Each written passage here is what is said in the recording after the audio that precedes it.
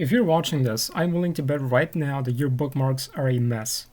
And that's fine because mine for the past, I don't know, 10 plus years or whatever have also been that. I mean, I've had some bookmarks that lived to basically just die on some computer that I haven't touched in God knows how long because I didn't really feel like synchronizing them to another device. And there's ways to do it that are sort of normie friendly, I suppose, because you can use like a Firefox Mozilla account or whatever. But I don't really recommend doing that. It's just from the privacy perspective. And you have the option of exporting at least on Firefox-based browsers to a JSON file, which yes, it's nice to have that, but it's also kind of annoying when you make a change on one device and you want it replicated on another, because that entails exporting the JSON file, importing it to the other, and it's just a lot of manual work that you shouldn't even have to do in the first place. So why am I saying this? I'm saying this because I'm really excited about a stupid, simple thing that I've sort of just devised, inspired by some script I saw online, and that is an fzf-based bookmark manager. Now, fzf, it's a fuzzy finder. Fuzzy finder is a really nice little Linux command line utility that does exactly what it says. I don't know, it's control T .pdf, and there we go. That's all it is. Just print stuff out to standard out. And one of the ways I decided to implement fzf in my use case is I have a little shell script that just does this basically. It is in my path, and I invoke it by a simple command shortcut that is mod b, and it spawns a foot instance with fzf, and it reads out this file. This is a clear text file that, as you can see by this Firefox tab, is managed on my Git repo. And this makes it really nice because I can just git clone it to another device. And if I make any changes, I can just git commit and git push, and that's it. And as you can see, it's super convenient because I can just fuzzy find stuff and it loads it in my default XTG assigned browser. So in my case, it's LibreWolf, but because it's XTG, it can be literally any browser that you have. So there's no browser tie-in, it's completely browser agnostic. It works everywhere.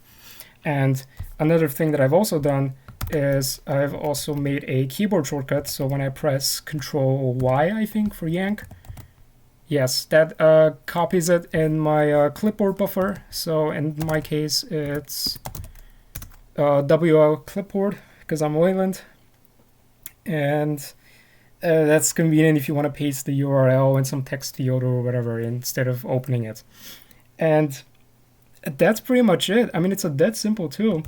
And another thing that I wanted to sort of cover, my home network runs everything on a .lan TLD, top level domain.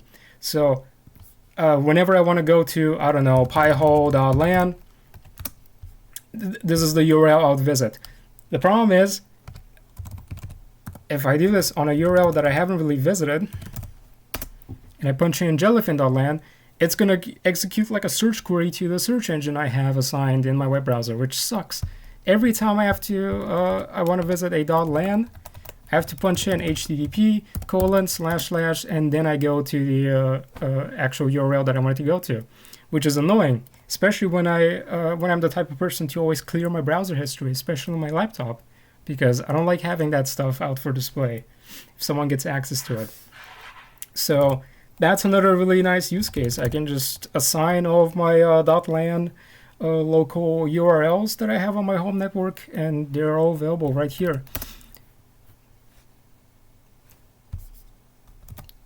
So that's kind of it. I mean, there's not much to it, and honestly, the script is kind of just hacked together. I'm not really an expert on bash scripting.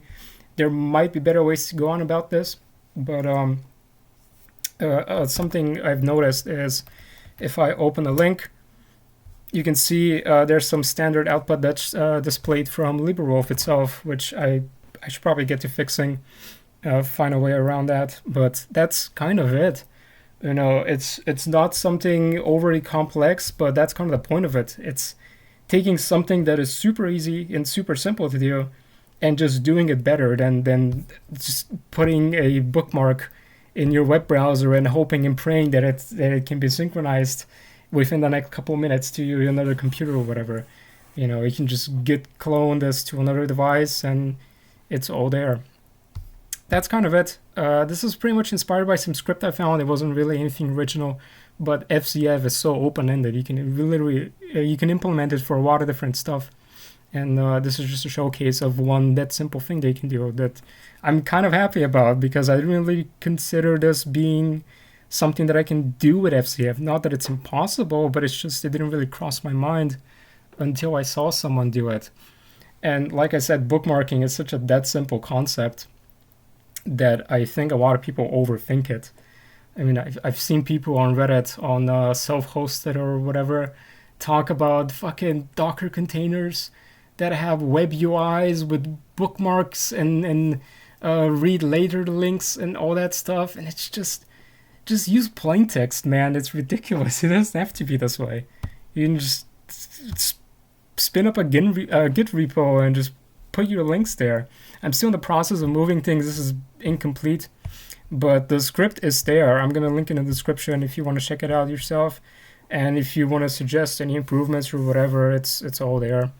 So that's kind of it. I hope this inspires you not just to check the script out, but also to just look at something you're doing on your computer and think of a better way to do it without having more like complications and more barriers in your way, because I think this is the point we're at with computers.